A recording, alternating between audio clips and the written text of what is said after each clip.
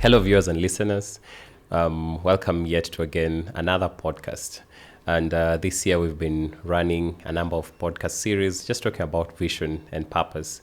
And for today, we're going to be talking about understanding your vision and why it's important to really understand your vision. I'll pause with a question. I'll start with a question and I'll ask you, imagine a life without a vision, or generally if there wasn't any kind of vision in the minds of people in the world. I'm quite interested about art, and occasionally I take time to look at different art pieces done by different people, and just seeing the craftsmanship and the beauty that was brought from someone's mind to a canvas is something to behold and just to marvel about. Part of my work while starting out in my career, I took time, and part of the role that I used to do was just to review architectural drawings and plans even before construction happens. And this gave me a bit of perspective on understanding why having a clear roadmap or vision is very important in life. There's a verse in the Bible that says, where there's no vision, people perish. Can you imagine? Where there's no vision, people perish. What does this mean? Vision has a very critical part or role that it plays in the life of people. Not only people in the faith or believers, but people in the world. And I'll want to mention about vision. Probably this is a term that we talk about, we've heard about, and do we really know what vision means? In simple terms, I'll say vision is more of a mental picture of where someone or an organization wants to be in the future. So it's very forward looking, very long term in a way, and sort of gives you a glimpse of where you want to be or where you ought to be as a person. And I believe everyone needs to have a vision for us to progress well in life, even as we move towards purpose. Different organizations have different vision statements. And an example of a vision statement will be, maybe for an organization, they will say that we would want to be the leading organization when it comes to communication in Africa. By that alone, they've already set sort of a standard or a benchmark where they want to see themselves. And in a way, that vision propels their actions and everything aligns to that. That's why you hear about mission statements, which basically are steps towards achieving this bigger vision or bigger goal. And likewise, for us individuals, even as you're planning your year or as you're starting your year, there's need to have a clear structure, a clear roadmap, a clear mental picture of where you would want to be. A good example will be, you say, probably in the next 5 or 10 years, I'll want to have achieved this and that. And once you have that in mind, then it propels you to make daily choices, which are very intentional for you to achieve what you really want to get. And someone might ask, why is a vision important? Why is having a vision very important? And I'll summarize it in 3 main things. One, vision gives you discipline, in the sense that if you know where you're going, anything that comes to derail you doesn't get a chance or a light of day, because you have already seen the bigger picture and you are moving towards that. The famous Martin Luther King Jr., in one of his final speeches before he was assassinated, he talked about, I have a dream whereby a black boy or a black child and a white child will walk together. A vision or a dream whereby people are not going to be judged by the color of their skin, but their content of their character. Martin Luther King had a vision, and as much that he wasn't able to see that, he had sort of framed a mental picture of where he would want to see the America that we see right now, and probably has advanced in different areas. So in a sense, vision gives you discipline that you're able to move each and every day with very calculated and intentional steps for you to achieve that. But number two, vision gives you clarity. I think one of the biggest things that probably people are trying to get hold of is clarity. And clarity in terms of what is life and what am I called to do, which is purpose, which we're going to discussing more in other episodes.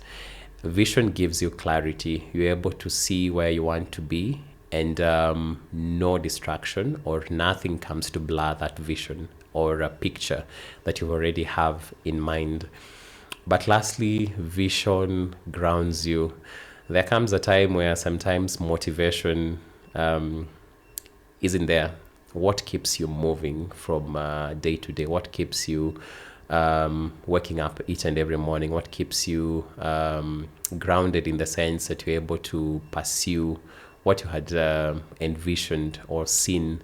Vision does that. Vision gives you a grounding that goes beyond motivation, which sometimes might not be there because of one thing or the other. It gives you a grounding in a sense that it propels you because you've already seen a mental picture. It might be abstract, but very real of what you want to achieve or see in the next few years. It gives you that grounding that you're able to move and proceed very well in terms of grounding where motivation lacks. Someone also might ask, even as we wrap up this podcast, someone might ask, how do I move to a point whereby I have a very clear vision of life? In the Bible, there's a verse that says, write your vision plainly on tablets.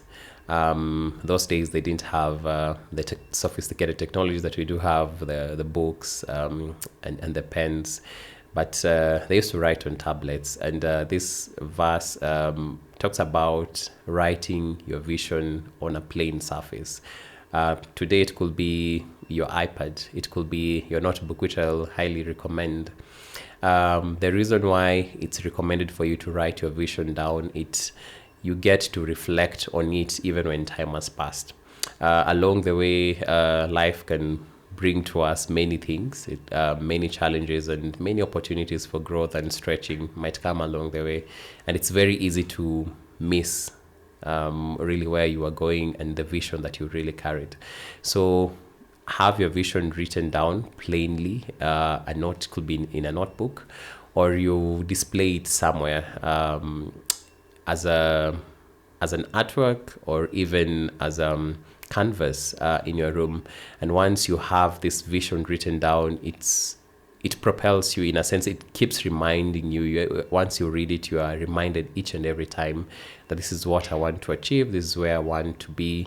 And lastly, even as I finish, beyond writing it down, but even before coming to that point that you've identified or understood your vision clearly, I believe at the core of us really grasping our vision and understanding what we are to achieve in life comes our relationship with God. I am a believer that purpose and vision cannot be found outside the Creator. The person who created us, who's God, he's able to ground us in a way to be able to see why he created us. And with this in mind, once we grasp this reality, we're able to go to him and ask him, God, where do you want me to be in the next 100 years? If that's really possible, or in the next 10 years, in the next 5 years.